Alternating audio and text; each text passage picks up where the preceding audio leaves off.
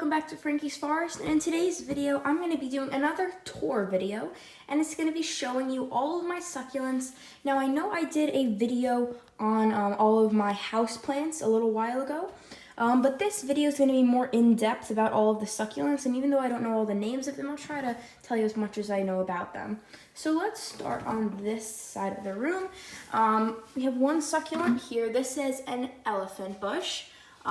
This is probably one of my favorite succulents. I had it with an outdoor succulent called Mother of Millions. I finally remember that name. If you go and see other videos, I was trying to figure the name out. But yeah, Mother of Millions is what the name is. And that's not what this is, but it was in the pot with the Mother of Millions plant. And it just developed so incredibly.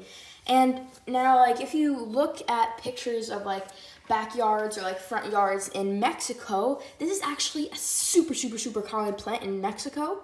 Actually, some of my friends that live in Mexico have this plant. And it's giant. It's literally called elephant bush because it grows like a bush. And I would love so much to have it grow like that, but I know that probably won't really be possible where I live. But nonetheless, it's a super cool plant. It has tons of foliage, tons of branches. It's growing like a little bonsai with all of these branches. It's not getting leggy. And even though some areas are getting a little leggy, it kind of looks super awesome like that. And it naturally kind of branches out. As you can see, this stem, when I planted it, you can see I planted it just about when the stem was up to here. And you can see the fresh stem because you can see like the color difference. And so as you can see, there is another offset coming out right there that'll help the plant branch out a little more and look more healthy and full, which is super awesome. Next up, actually I might as well show you guys in the video. It's not a succulent, but my Hoya bloomed again. So exciting.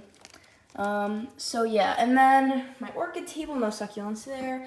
Back here is my Echeveria nudosa. This is my one of my favorite succulents that I have next to the elephant bush. And one of my favorite reasons, one of the reasons I love it so much is because of its structure.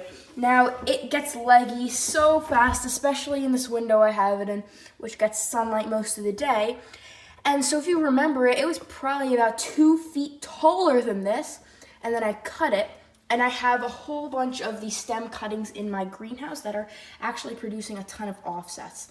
I love the variegation in the leaves. It's dark purple and then green, a really awesome succulent. Over here, these are actually some of my most successful propagations from leaves. Some of them aren't that great, but I never really had a ton of success with growing the propagations fully to their, actual like size.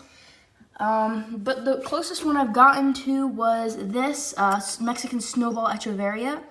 It is just looking so nice, as you can see. And it also has an offset coming off of the side of it. This is another Mexican snowball, not looking its best because of the sun.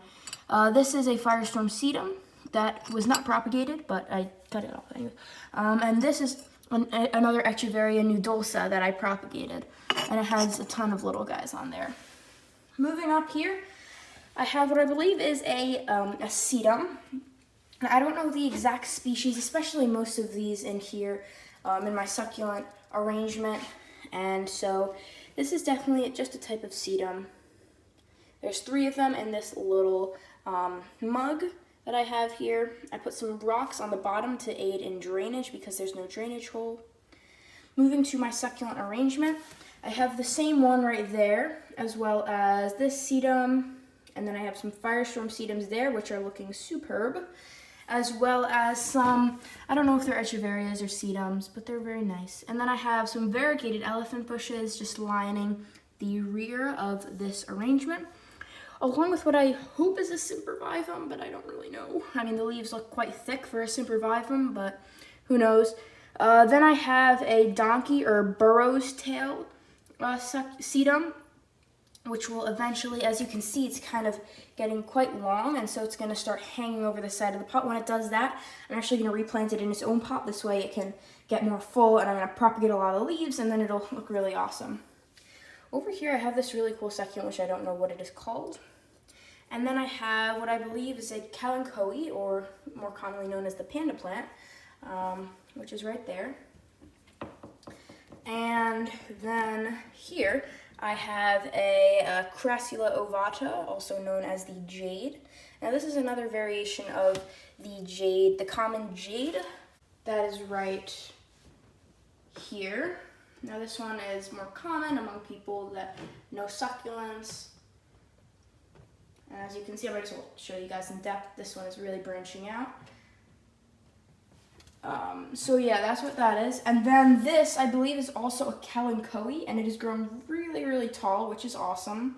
It's in a really small pot. I'm worried to replant it because I want it to keep this kind of structure, because I think that maybe once it gets taller, I can put it on the floor behind there, and it could kind of use this thing in the background to like grow up and around. I don't really know, but that's future plans.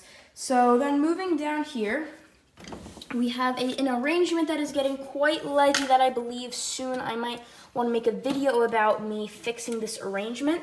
It consists of Firestorm sedum. There's a couple of them, I believe 3. There's 3 Firestorm sedums.